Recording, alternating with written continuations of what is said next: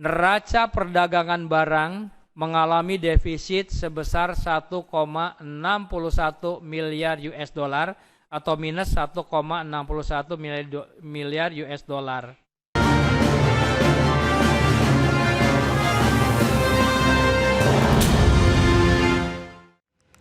Ya, pemirsa, Badan Pusat Statistik mencatat neraca perdagangan Indonesia pada Mei 2026 mencatatkan defisit sebesar 1,61 miliar dolar Amerika Serikat. Dengan realisasi tersebut, Indonesia mengakhiri tren surplus neraca perdagangan yang tercatat sejak Mei 2020 lalu. Pada Mei tahun 2026, neraca perdagangan barang mengalami defisit sebesar 1,61 miliar US dollar atau minus 1,61 miliar US dollar.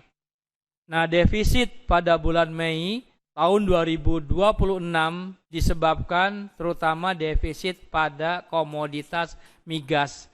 Sebesar defisitnya minus 3,76 miliar US dollar dengan penyumbang defisit komoditas migas yaitu dari hasil minyak dan juga dari minyak mentah. Demikian pernyataan Ateng Hartono, Deputi Bidang Statistik Distribusi dan Jasa Badan Pusat Statistik terkait neraca perdagangan Indonesia di bulan Mei 2026 yang mengalami defisit sebesar 1,61 miliar dolar Amerika Serikat. Kondisi ini berbalik dengan capaian bulan sebelumnya yang mencatatkan surplus 89,1 juta dolar. Dengan realisasi tersebut, Indonesia mengakhiri tren surplus neraca perdagangan yang telah berlangsung sejak Mei 2020. Kinerja ekspor di sepanjang Mei 2026 mencapai 23,20 miliar dolar Amerika Serikat atau turun 5,73% jika dibandingkan Mei 2025. Pelemahan ekspor tersebut dipengaruhi melemahnya ekspor non-migas sebesar 4,50% menjadi 22,45 miliar dolar. Ekspor migas juga tercatat turun lebih dalam, mencapai 31,76% menjadi 760 juta dolar Amerika Serikat. Sementara nilai impor mencapai 24,81 miliar dolar atau naik 22,16% dibandingkan Mei 2025. Kenaikan impor didorong oleh impor non-migas yang tumbuh 14,89% secara tahunan menjadi 20,30 miliar dolar. Sementara impor migas melonjak 70,78% menjadi 4,51 miliar dolar Amerika Serikat. Meski demikian, secara kumulatif neraca perdagangan Indonesia di sepanjang bulan Januari hingga Mei 2026 masih mencatatkan surplus 4,03 miliar dolar. Surplus perdagangan ini ditopang surplus perdagangan non-migas 16,31 miliar dolar Amerika Serikat. Sementara perdagangan migas tercatat defisit 12,28 miliar dolar Amerika Serikat. Berbagai sumber untuk ID Action.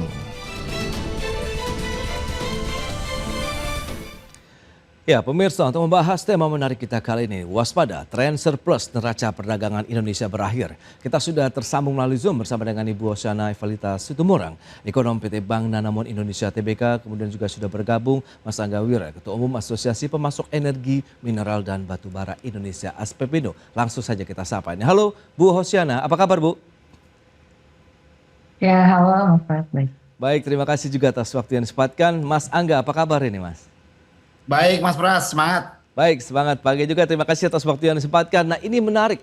Bu Hosyana, tadi sudah disampaikan begitu bahwa ini tren surplus neraca perdagangan kita akhirnya berakhir di bulan Mei begitu. Setelah surplus sejak Mei 2020. Nah, apa yang bisa kita cermati begitu dengan kondisi saat ini? Sinyal apa yang perlu kita waspadai dengan adanya perubahan saat ini begitu, Bu Hosyana? Ya, jadi memang sebenarnya secara overall gitu ya, kalau kita lihat kan kenaikan dari impor ini tidak bisa diikuti dari kenaikan ekspor ya. Dan sebenarnya nggak ada yang salah secara overall, cuma memang lagi kondisinya aja yang kita bisa bilang lagi kurang beruntung ya. Oke. Karena kita sama-sama tahu rupiah itu secara year to date itu kan melemah di sekitar 6% gitu. Nah, sementara di sisi lain kita juga tahu kenaikan harga energi di global itu tuh udah berkisar sekitar 50-80% gitu. Salah satunya selain dari minyak, begitu juga kalau kita lihat adalah dari komponen dari refinery itu sendiri.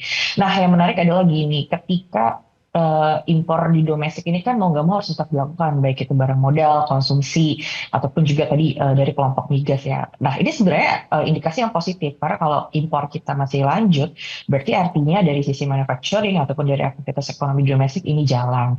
Nah tapi memang di sisi lain kalau kita lihat secara ekspor Indonesia ini kan relatif kita udah punya mitra dagang yang relatif masih sama gitu, dan juga untuk ekspansi Oke. market ekspor itu kan nggak, cenderung relatif challenging kalau dilakukan dalam waktu yang singkat. Jadi kalau kita lihat di sisi lain, ini sifatnya masih bersifat short term aja sih kalau kita lihat, dikarenakan lebih dari ketidakpastian di global. Dan kalau kita lihat harusnya ini kan kinerja neraca perdagangan untuk bulan pakai Mei yang dirilis di awal bulan Juli. Berarti nanti kalau untuk Juni nanti dirilis di bulan depan. Nah harapannya berarti kalau kita lihat sekitar 2 atau 3 bulan lagi ini ada potensi perbaikan, karena tadi harga minyak di globalnya itu sudah kembali melandai, sekarang ada di kisaran 70 sampai 75, dan juga rupiah yang tadinya sempat overshoot melemah di 18.200 sekarang udah relatif stabil di kisaran 17.900. Itu sih. Oke, berarti ini kemungkinan hanya terjadi sementara saja begitu karena ada beberapa triggernya begitu ya, ada pelemahan nilai tukar rupiah, kemudian kenaikan harga energi global. Nah, pelaku usaha dari SPBindo sendiri melihat bagaimana ini Mas Angga dengan kondisi saat ini begitu? Ya, pertama tentunya kalau kita cermati secara kumulatif ya, Ya, kalau kita lihat dari Januari hingga Mei itu kan sebenarnya masih ada surplus ya, Mas Pras ya. ya, Tapi mungkin yang perlu kita lakukan terobosan ke depan, yaitu memang kita harus lebih agile dan lebih fleksibel ya. Khususnya bagaimana kita mampu melakukan strategi ya, import dalam konteks migas ya Mas Pras ya. oke. Nah ini yang menurut saya harus menjadi strategi, dan saya lihat pemerintah juga sudah melakukan beberapa langkah-langkah terobosan juga ya, dengan misalnya mengizinkan BLU ya, dalam hal ini misalnya Lemigas untuk melakukan impor juga ya, karena mungkin supaya lebih ada fleksibilitas, tidak hanya mengandalkan dari Pertamina. Jadi saya rasa itu langkah jangka pendek ya yang sudah dilakukan oleh pemerintah.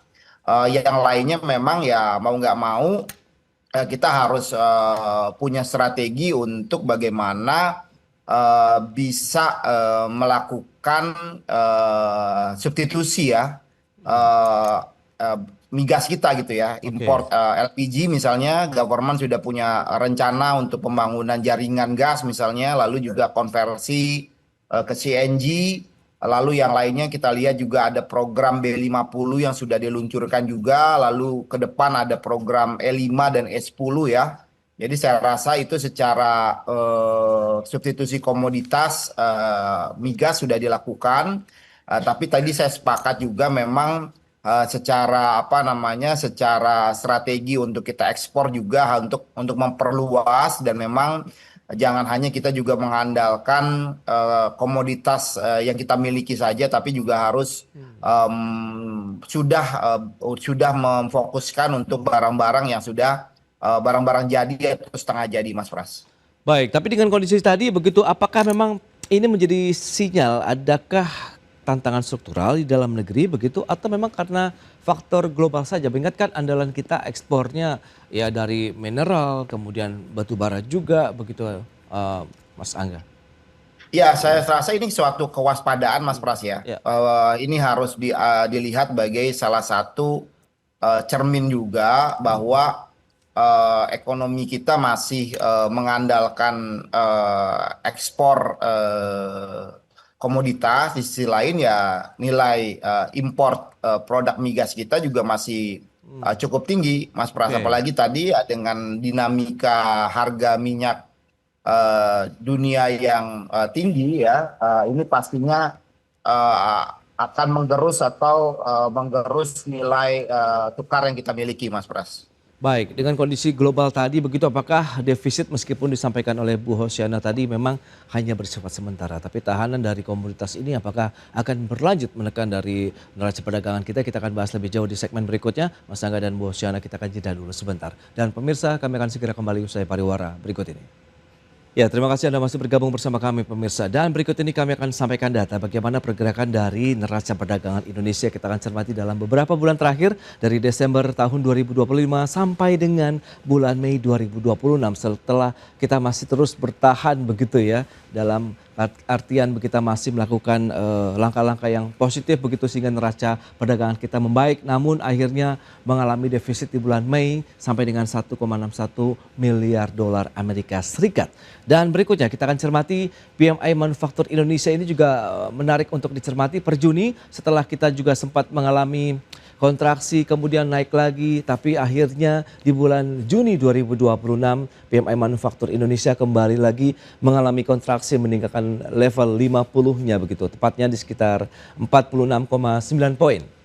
Itu dia beberapa data yang sudah disampaikan. Kita akan lanjutkan kembali perbincangan bersama dengan Ibu Hosiana Evalita Situmorang, kemudian juga Mas Angga Wira. Nah, Ibu Hosiana, tadi Anda menyebutkan faktor global begitu dengan beberapa tantangan harga minyak mentah dunia. Ini menarik, mengingat BPS menyebutkan defisit pada Mei ini disebabkan defisitnya komoditas migas sekitar 7,63 miliar dolar dengan penyumbang defisitnya adalah dari hasil minyak kemudian minyak mentah. Nah, ini apakah memang dampak dari lonjakan harga minyak global atau juga ada lonjakan permintaan di domestik ini? Kan kemarin sempat hangat juga begitu nih, Bu Hosiana.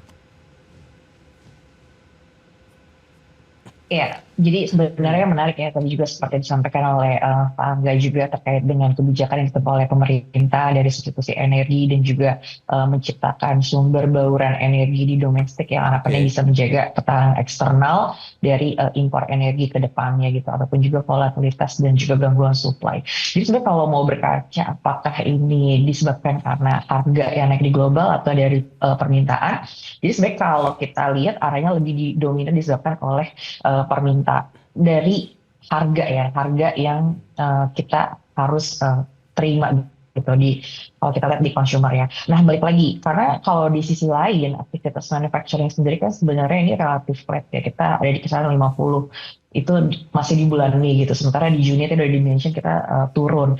Nah, jadi kalau kita lihat sih migas ini masih relatif nggak ada yang terlalu, kalau dari asumsi kami ya, ini melihatnya tidak ada lonjakan gitu.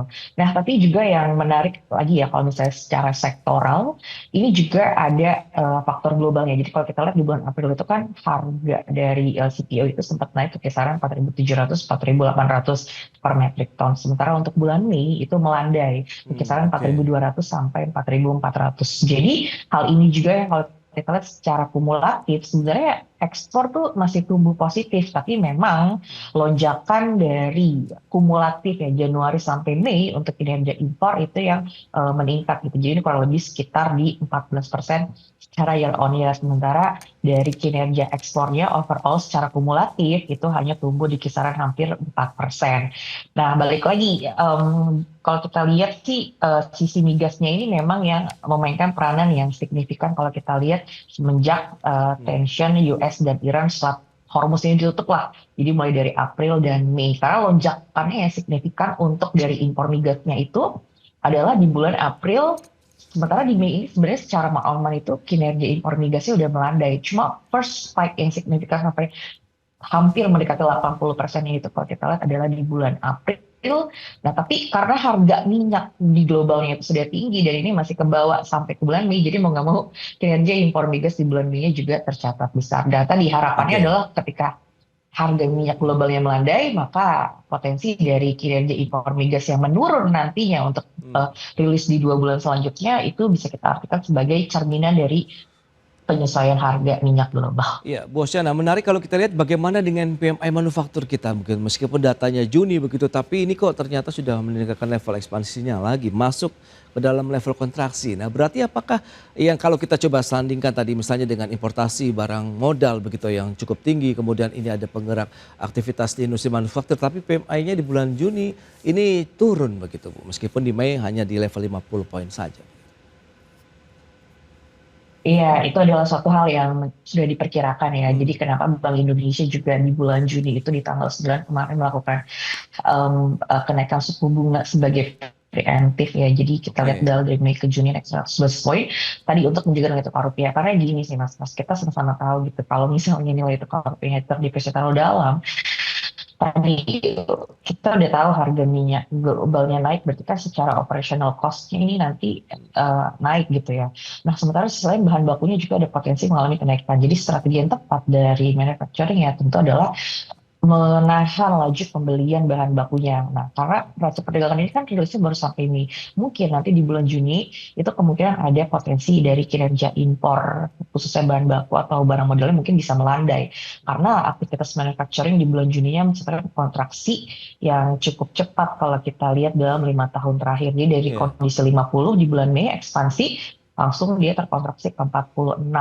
Ini merupakan salah satu yang tercepat kontraksinya dalam 5 tahun terakhir. Jadi kurang lebih hampir mendekati di momen seperti COVID. Dan mungkin nanti selanjutnya adalah di bulan depan ada arah kita lihat adalah manufacturing bisa kembali ekspansif, mengingat nilai tukar rupiahnya sudah kembali menguat ya dari 18.200 sekarang 16.900. Ataupun mungkin di 2-3 bulan lagi, mengingat tadi pastinya importer tuh punya strategi supaya tadi harga bahan bakunya ini bisa tertransfer untuk menjadi harga jual ke konsumen. Gitu. Baik, Bu Osyana. Nah, Mas Angga, kita tahu juga pemerintah kan terus mendorong hilirisasi mineral. Meskipun kita tahu ini upaya yang cukup sebenarnya terbukti berhasil. Tapi dengan tadi data PMI manufaktur kita yang justru turun di bulan Juni, kemudian defisit neraca perdagangan yang terjadi di bulan Mei. Menurut Aspemindo sendiri bagaimana bahwa kebijakan hilirisasi bisa menjaga surplus neraca perdagangan kita ketika ekspor komoditas mentah kita juga sudah mulai ada tekanan begitu,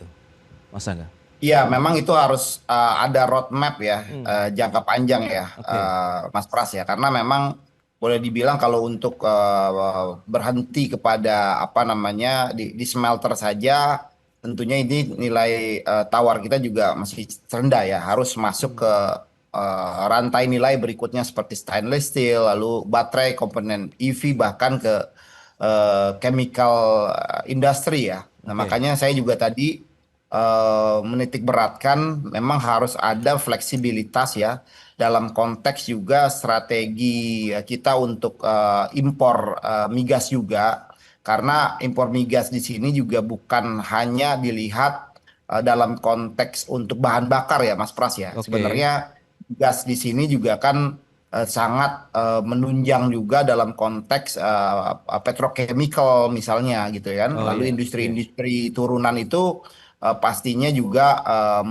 membutuhkan apa namanya bahan baku dari migas itu ya. Nah, itu juga menurut saya pemerintah harus punya kebijakan yang fleksibel ya, yang agile juga gitu ya. Dan memang dalam konteks misalnya cadangan energi dalam negeri ya, yang sudah juga dipropos oleh pemerintah, ini kan tidak bisa hanya mengandalkan belanja dari pemerintah saja, tapi harus mengajak sektor swasta untuk bisa ikut serta. Sehingga kalau kita memang punya cadangan energi yang cukup kuat ya, kita ambil contoh negara-negara seperti China, Jepang ya, mampu melakukan strategi yang tepat ya, melakukan impor ketika harga minyak dunia misalnya cenderung turun lalu menyimpannya. Nah, itu kan juga perlu difikirkan secara komprehensif, tapi juga menurut saya tidak bisa mengandalkan pemerintah atau BUMN saja, harus juga melibatkan sektor swasta sehingga memang strategi yang tepat dan policy yang tepat juga ini pastinya harus memberikan insentif agar swasta mau berinvestasi dalam konteks cadangan energi ini, Mas Pras. Nah, itu dia, berarti tantangan sebenarnya tidak hanya dari domestik begitu ya, global pun juga masih menghantui ya, dengan kondisi kita tahu juga di Timur Tengah yang kembali menghangat begitu, meskipun sudah ada beberapa kali kesepakatan damai tapi ternyata jebol lagi begitu. Katakan Bas, nanti bagaimana strategi dari pelaku usaha, kemudian apa yang perlu dilakukan juga untuk menyikapi kondisi saat ini. Di segmen berikutnya kita akan jeda dulu sebentar. Pemirsa, tetaplah bersama kami.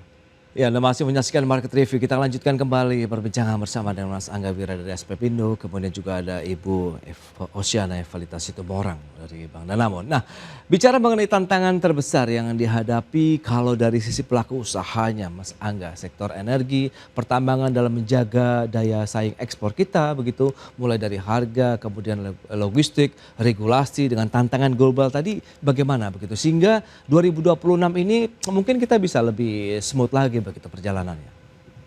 Iya, tantangannya pastinya kan kualitas harga ya Mas Pras Hmm. ya, penuh ketidakpastian. Jadi disinggung juga bahwasannya kita nggak tahu nih dinamika global seperti apa. Jadi memang memang harus lebih memang inward looking ya. Hmm. Jadi kita kita mengapresiasi beberapa strategi yang sudah dilakukan oleh pemerintah ya, khususnya dari Kementerian SDM gitu ya. Banyak hal-hal yang coba dilakukan terobosan yang mungkin selama ini ada keterlambatan-keterlambatan ya Mas Pras ya. Tapi di sisi lain saya ingin menekankan pada suatu fleksibilitas dalam konteks import energi juga ya. Ini harus diberikan juga keleluasaan untuk pelaku usaha melakukan hal tersebut sehingga memang ini bisa berdampak pada efisiensi juga Mas Pras. Oke. Ini kan juga perlu ya menurut Ya. saya ya karena kan kalau misalnya kayak ada sistem kuota dan lain sebagainya itu menyebabkan misalnya juga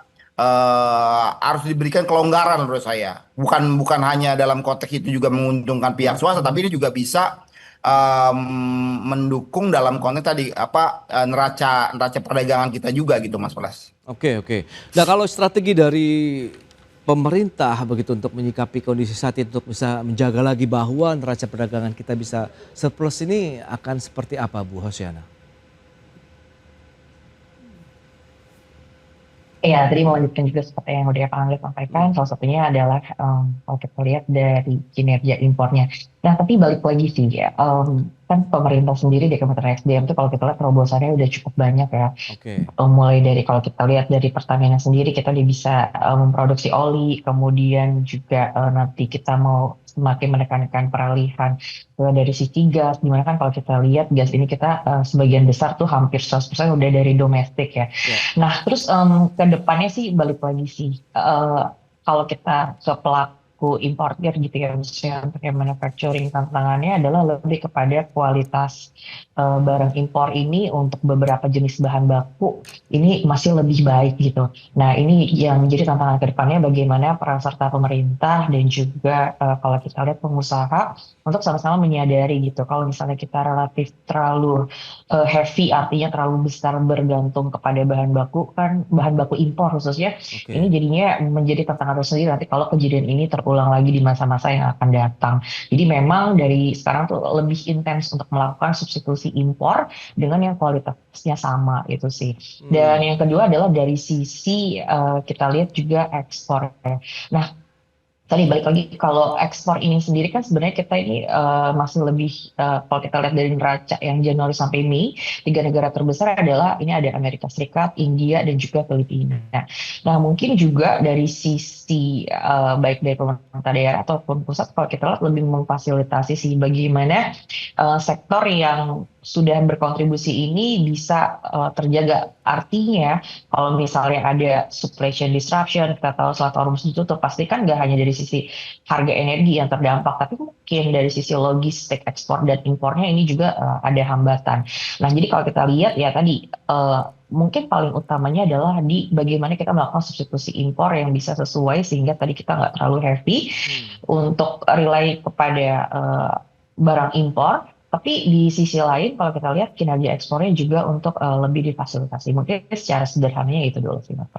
Baik, tapi kalau kita lihat dengan tren surplus ini ya memang berakhir di bulan Mei, tapi Anda katakan masih ada potensi lagi berbalik arah. Kalau kita bicara mengenai skala prioritas juga, bagaimana Anda melihat tren neraca perdagangan, kemudian bauran-bauran kebijakan lagi, apakah fiskal moneter ini masih bisa juga menjaga, ya kalau kita bicara pelemahan rupiah di sana, kemudian juga dengan ada tekanan kenaikan suku bunga acuan di sana bisa menggerakkan aktivitas industri kita. Meskipun tadi Mas Angga kalau memang ada fleksibilitas importasi bahan baku, apakah juga nanti akan berdampak terhadap neraca perdagangan kita dengan tantangan ekspor kita juga begitu Bu Hosiana? Iya, sebenarnya sih koordinasinya kalau kita lihat adalah gini, kan kita sama tahu akselerasi ekonomi domestik ini sebagian besar lebih didorong dari belanja fiskal ya. Jadi walaupun misalnya di 2025 Bank Indonesia udah cut rate, tapi kalau fiskalnya nggak jalan ya ekonomi juga relatif challenging. Jadi kalau yang kita harapkan adalah alokasi dari prioritas belanja fiskalnya ini lebih terarah dan lebih tepat sasaran untuk bisa menggerakkan aktivitas ekonomi. Terus yang kedua di sisi lain adalah bagaimana kita lihat pelemahan nilai tukarnya juga tidak berlanjut lebih dalam lagi karena pastinya dengan kebutuhan importasi bahan baku yang relatif masih cukup tinggi ya sekitar 20-30%. Jadi dengan adanya pelemahan nilai tukar rupiah yang lewat dari 4% secara tahunan sih kita lihat ini masih challenging untuk manufacturing mau ya menyerap dari kenaikan harga bahan baku. Jadi arahnya in short kita lihat nanti memasuki kuartal 3 ya Agustus September itu kemungkinan untuk dari sisi impornya kalau kita lihat udah bisa melandai tadi karena harga minyak globalnya melandai juga dan rupiahnya relatif stabil dan juga mungkin yang perlu dijaga adalah bagaimana pemerintah bisa memastikan bahwa kebijakan fiskal ini ada untuk tadi nggak hanya mendukung kelas menengah ke bawah tapi juga dari sisi produsennya untuk dia bisa yakin kalau si ekonomi ini jalan karena jangan sampai ketika dia udah menanggung beban operasional yang naik kemudian juga bahan baku yang naik tapi untuk daya beli masyarakatnya melandai itu sih tantangan yang bisa diakomodasi untuk akhir tahun selanjutnya. Oke, rekomendasi SPBNU seperti apa mungkin kepada pemerintah? Ya, pertama untuk hilirisasi tentunya harus kita terus perkuat ya Mas Pras ya. Bukan harus sampai dengan produk akhir yang punya nilai tambah ya. Yang kedua melakukan penekanan terhadap defisit migas kita ya melalui peningkatan produksi domestik tapinya percepatan infrastruktur gas, jargas ya, beyond pipeline lalu juga substitusi ya LPG ke CNG ataupun LNG ya. Yang lainnya tentunya juga tadi program bioenergi kita ya. Penggunaan daripada biofuel ya, biodiesel ini harus ada roadmap jangka panjang ya. Yang penting juga mengenai kepastian daripada regulasi juga Mas Pras ya. Nah, itu juga menjadi catatan penting bagi kita ya. Misalnya soal RKAB, kita juga yang ada beberapa perubahan ya. Kita sepakat misalnya ada tahunan juga saya rasa lebih fleksibilitas kita soal kebijakan mengenai DMO, lalu juga misalnya soal tata niaga tadi saya sudah tekankan di awal. Yang paling penting tadi ya memperluas juga market ekspor kita dan yang menurut saya yang harus juga menjadi perhatian yaitu adalah untuk ekosistem logistik Mas Pras. Ini juga sangat penting ya menurut saya karena kan kalau kita bandingkan efisiensi logistik kita di Asia Tenggara juga masih yang tidak efisien Mas Pras ya. Ini menjadi catatan penting juga bagi kita misalnya konektivitas ya. Kita juga melihat beberapa hal tadi koreksi-koreksi dari government kemarin ada juga dari BUMN melakukan penggabungan ya perusahaan-perusahaan BUMN logistik itu saya rasa juga bisa menjadi langkah penting juga ya agar makin kuat juga makin strong gitu ya. Lalu ya digital monitoring dan kepastian tadi regulasi jangan sampai ada perubahan-perubahan yang signifikan gitu loh. Ya tiba pikir gitu Mas Pras tidak ada suatu perencanaan ini juga akan mengganggu ya karena kan kita dari sektor usaha perlu perencanaan yang matang juga Mas Pras. Itu dia perencanaan yang matang kemudian perencanaan yang pada saat implementasinya adalah konsisten dan juga keberlanjutan begitu dalam artian jangka panjang yang diharapkan pelaku usaha tentunya untuk bisa menjaga bisnis kita paling tidak di tahun 2026 ini. Baik, Mas Angga, Bu Hosiana terima kasih banyak atas informasi update dan juga insight yang sudah diberikan kepada pemirsa pada hari ini. Selamat melanjutkan aktivitas Anda kembali, salam sehat. Sampai berjumpa kembali Mas Angga, Bu Hosiana terima kasih. Terima kasih Mas Pras, salam.